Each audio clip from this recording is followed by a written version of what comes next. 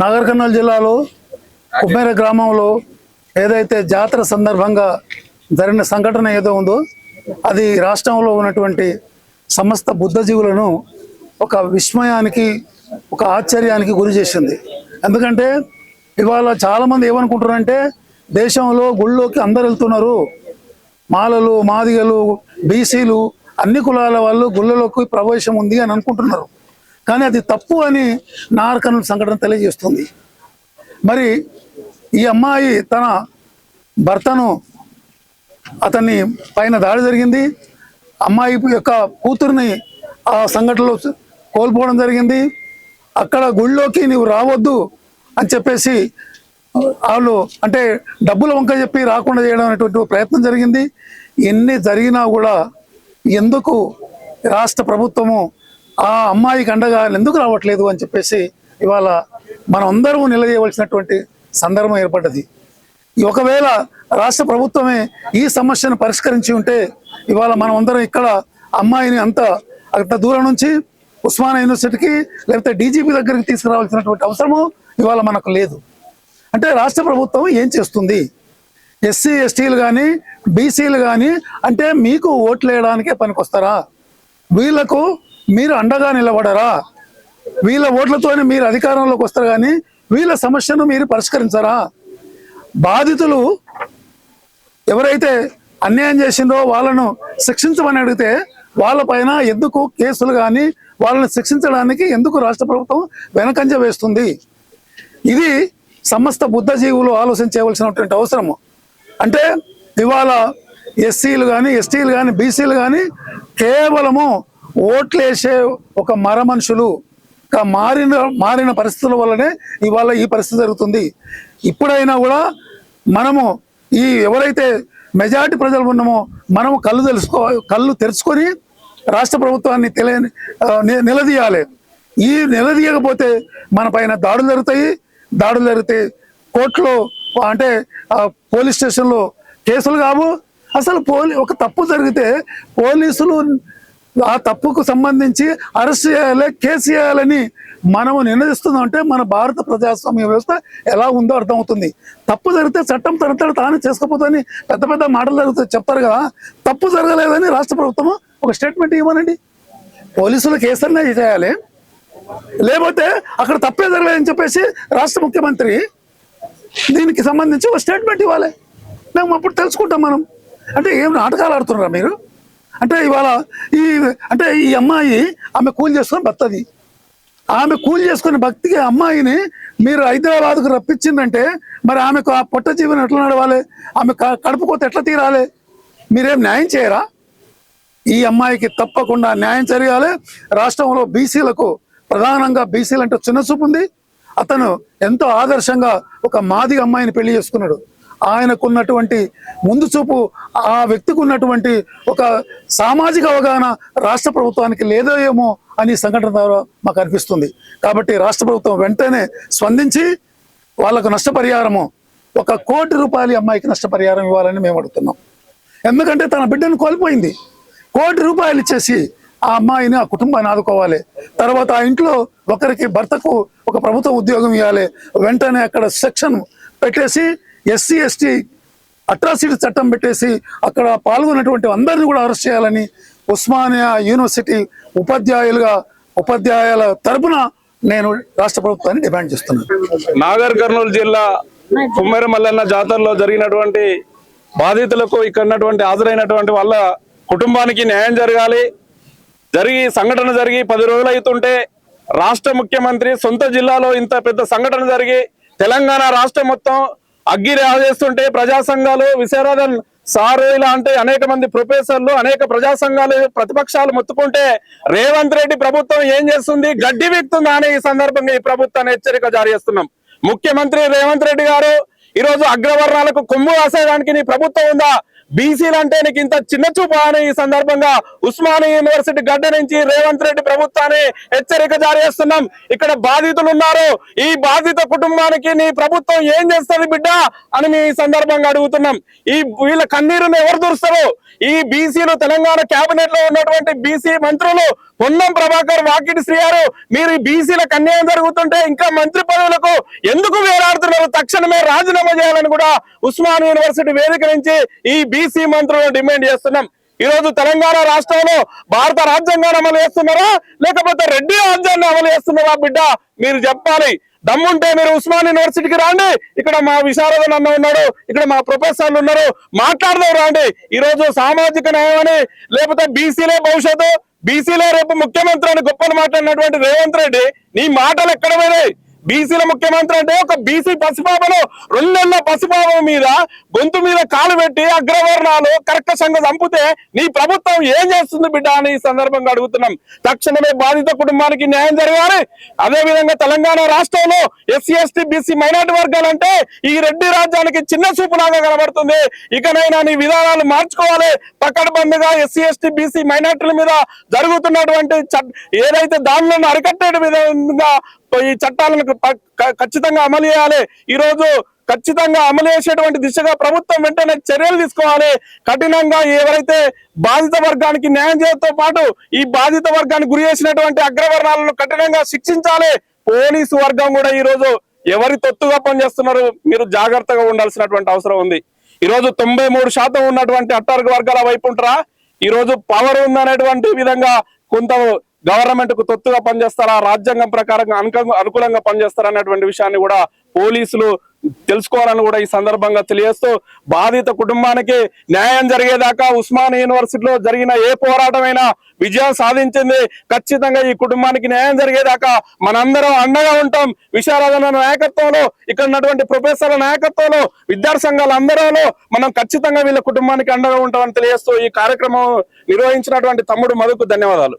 సంఘీభావం ప్రకటిస్తూ ఈ ఉద్యమాన్ని బాధితులకు న్యాయం జరగాలని చెప్పేసి మొదటి నుంచి కూడా మరి ఈ సమస్య మీద ఇనిషియేటివ్ తీసుకొని పనిచేస్తున్నటువంటి అన్న విశారదన్నకు, అదేవిధంగా మిగతా సంఘాలు ఎవరైతే ఉన్నారో అందరికీ కూడా ధన్యవాదాలు తెలియజేస్తా ఉన్నాం. అయ్యా ముఖ్యమంత్రి గారిని మేము సూటిగా ఒక ప్రశ్న అడుగుతా ఉన్నాం. మీరు మా పాడేలు మోయకండి, మా పల్లకీలు మోయకండి, కానీ మాకు అన్యాయం జరిగినప్పుడు కనీసం బాధితుల పక్షాన న్యాయం చేయడం దిశగా ప్రయత్నం చేయండి అని చెప్పి ఈ సందర్భంగా కోరుతా ఉన్నాం. అదేవిధంగా ఇవాళ సంఘటన జరిగి 10 రోజులు అవుతుంది. ఇవాళ కంప్లైంట్ ఇచ్చినా కూడా బాధితుల పక్షాన కంప్లైంట్ తీసుకోవడానికి నిరాకరించినటువంటి పోలీసులు ఎవరైతే ఉన్నారో, ఎస్ఐని కూడా ఎవరైతే ఈ సంఘటనకు పాల్పడ్డ నిందితులు ఉన్నారో వాళ్ళతో పాటు పోలీసులను కూడా విచారణ జరపాలి అని చెప్పేసి నేను కోరుకుంటా ఉన్నా. ఎస్ఐని కూడా బాధ్యుని చేయాలి, ఎస్ఐని కూడా అచ్యుతుడిగా చేర్చాలి. ఎస్ఐఏ కాదు, ఇంత నిర్లక్ష్యం వహించినటువంటి సిఐని, డిఎస్పిని, ఎస్పీని కూడా ఇమీడియట్లీ సస్పెండ్ చేసి మీ చిత్తశుద్ధిని నిరూపించుకోవాల్సినటువంటి అవసరం ఉంది. సస్పెండ్ చేయడమే కాదు, వీళ్ళను ఖచ్చితంగా ఈ ఏదైతే విచారణ ఉందో అందులో వీళ్ళను కూడా నిందితులుగా చేర్చాల్సినటువంటి అవసరం ఉన్నది. అదేవిధంగా ఈ హైకోర్టు సుమోటోగా ఈ కేసును తీసుకొని విచారణ జరిపి దీన్ని ఫైనల్ గా ఏంటంటే ఇవాళ ఎస్సీ కమిషన్ ఉంది, బీసీ కమిషన్ ఉంది, వీళ్ళు దగ్గర ఉండి ఈ బాధితులకు న్యాయం జరిగే విధంగా చూడాల్సినటువంటి అవసరం ఉన్నది.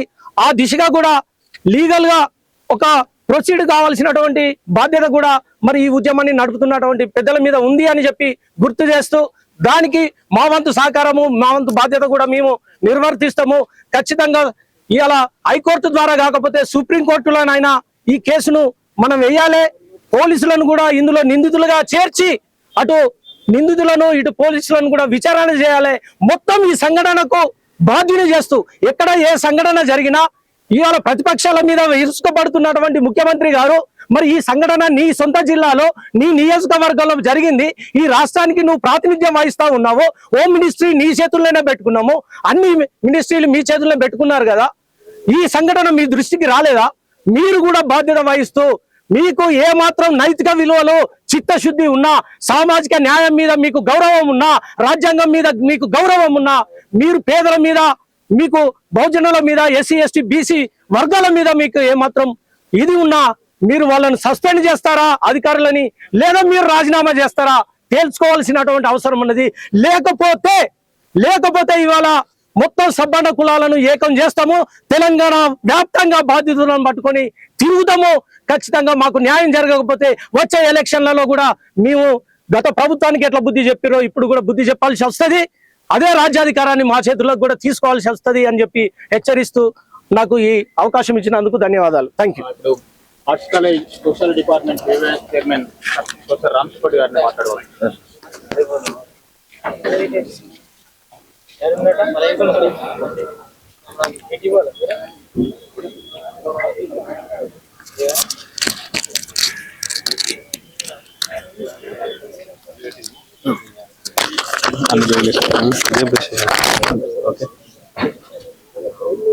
నిజానికి ఒక 2 నెలల పసిపాపను, అది ఎవరి బిడ్డ అయినా కూడా మానవత్వం ఉన్న మనుషులందరూ కూడా ఆ పసిపాపను అల్లారి ముద్దుగా చూసుకునే సందర్భం.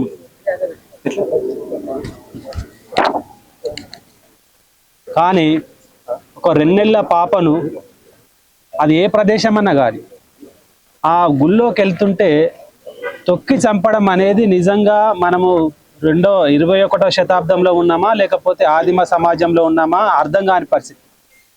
ఒక మనిషి అంత క్రూరంగా ప్రవర్తిస్తున్నాడంటే దాని వెనుక ఒక బలమైన కుల వ్యవస్థ అతని మైండ్లో ఉన్నదని అర్థమవుతుంది.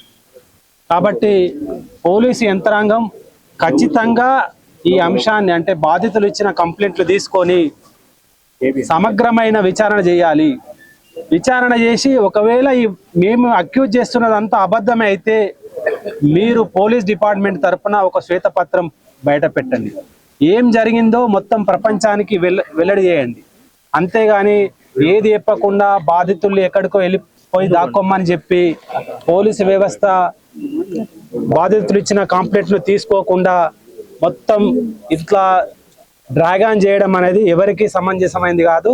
ఇది పోలీసు వ్యవస్థ మీద, న్యాయ వ్యవస్థ మీద అనుమానాలను తావుదీసే పద్ధతిగా వెళ్ళనుంది. కాబట్టి కోర్టులు కూడా పోలీసు వ్యవస్థలు ఒక్కొక్కసారి తప్పిదాలు చేసినప్పుడు కోర్టులు సుమోటోగా కేసులు తీసుకునే అవకాశం ఉంది. కాబట్టి కోర్టులు కూడా మనం రిక్వెస్ట్ చేద్దాం, ఈ అంశాన్ని సుమోటోగా తీసుకొని సమగ్ర న్యాయ విచారణ జరిపి ప్రపంచానికి వాస్తవాలు తెలియజెప్పాలి. నిజానికి దీనిలో కుల వ్యవస్థ ఒక ప్రబలంగా దాగి ఉంది.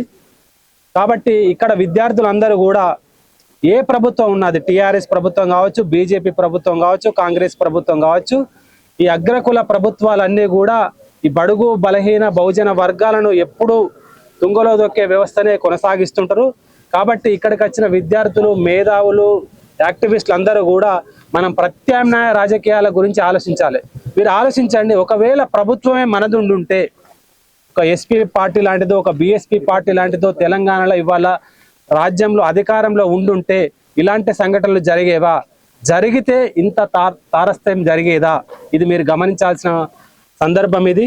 అందుకనే ఇక్కడ ఉస్మానియా కేంద్రంగా, ఉస్మానియా తెలంగాణకి ఒక పెద్ద కొడుకు లాంటిది. ఇవాళ ఈ పెద్ద కొడుకు కోర్టుల్ని, పోలీస్ వ్యవస్థల్ని అప్పీల్ చేస్తున్నాడు.